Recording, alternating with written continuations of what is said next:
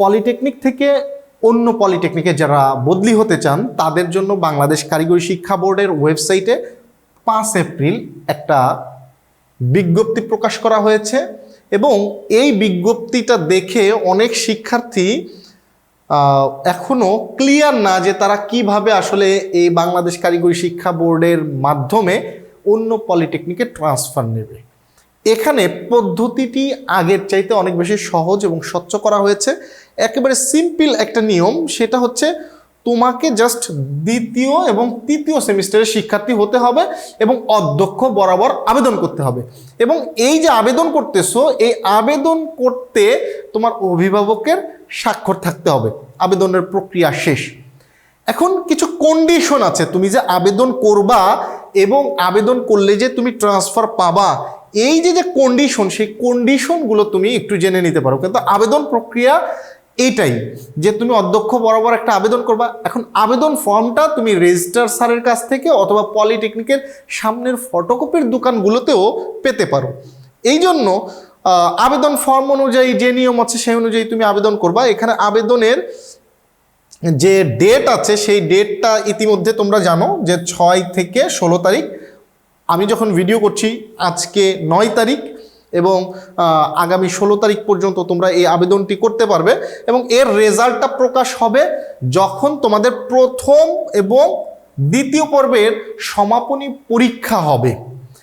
পরীক্ষা তো দিয়েছো, রেজাল্ট হবে, সেই রেজাল্টের 7 কর্মদিবসের ভিতরে এই রেজাল্টটা প্রকাশিত হবে। অর্থাৎ তোমরা যারা দ্বিতীয় এবং তৃতীয় পর্বের ট্রান্সফার নিতে চাচ্ছ, এখানে এটা কেন রেজাল্টের সাথে, কেন রেজাল্টের সাথে এই জন্য যাতে করে এই শিক্ষার্থীর কিছু শর্ত মানতে হবে। অর্থাৎ প্রথম এবং দ্বিতীয় সেমিস্টারে যদি তোমার ক্লিন পাস থাকে তবেই তুমি তোমার পলিটেকনিক থেকে অন্য যে পলিটেকনিকে যেতে চাচ্ছ সেই ট্রান্সফারটি কার্যকর হবে, অন্যথায় ট্রান্সফার কার্যকর হবে না। এখানে যে শর্তগুলো দিয়েছে যে তুমি একটি পলিটেকনিকে যেতে চাচ্ছ, দেখো শর্তগুলো বেশ সহজ। যে তুমি যে আসন যদি খালি থাকে এবং বদলির সাধারণ নির্দেশিকার শর্তাবলী পূরণ করলেই তুমি পাবা। এবং শিক্ষার্থীর ক্ষেত্রে যে নিয়মগুলো, তুমি যে ডিপার্টমেন্টে আছো, যে শিফটে আছো, সেই অনুযায়ী অন্য পলিটেকনিকে ট্রান্সফার নিলেও সেই ডিপার্টমেন্ট সেই শিফটে ট্রান্সফার হবে। প্রথম সেমিস্টারের শিফটের শিক্ষার্থী প্রথম শিফটে, দ্বিতীয় শিফটের শিক্ষার্থী দ্বিতীয় শিফটেই ট্রান্সফার হবে, এই বিষয়টি বলেছে। দ্বিতীয় তৃতীয় পর্বের এই যে স্ব প্রতিষ্ঠানে অনলাইনে আবেদন করতে পারবে। এইখানে আর একটা বিষয় বলা হয়েছে, যারা এইচএসসি থেকে এসেছো বা ভোকেশনাল বা আলিম থেকে তৃতীয় এবং চতুর্থ পর্বে সরাসরি পলিটেকনিকে ভর্তি হয়েছে তারা আসলে আবেদন করতে পারবে না। এবং এই যে একটি স্পষ্ট বলছে, কোনো অবস্থায় অকৃতকার্য বা রেফার্ড প্রাপ্ত শিক্ষার্থীরা বদলির জন্য আবেদনে বিবেচিত হবে না। এখানে শর্তটা স্পষ্টভাবে বলছে, প্রথম ও দ্বিতীয় পর্বে সমাপনী পরীক্ষার সকল বিষয় উত্তীর্ণ শিক্ষার্থীরাই কেবল বদলির জন্য আবেদন করতে পারবে। এই যে এবং এখানে আর একটা বিষয় একটু বলা হয়েছে যে তুমি যে প্রতিষ্ঠানে আবেদন করবা সেই প্রতিষ্ঠানে মূলত 100 টাকা প্রোভাইড করতে হবে, এইরকম একটা তথ্য দেওয়া আছে।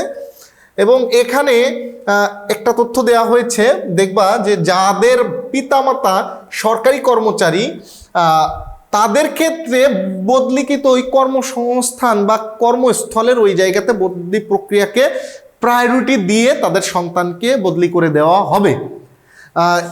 এই বিষয়টা একটা গুরুত্বপূর্ণ। অনেকে আছো যাদের বাবা মা সরকারি চাকরি করে এক জেলাতে, তোমার পলিটেকনিকটি অন্য জেলায়, এই ক্ষেত্রে তোমরা প্রায়োরিটি পাবে, এমনটি বলা হয়েছে। তো এই হচ্ছে মোটামুটি বদলির নোটিশ।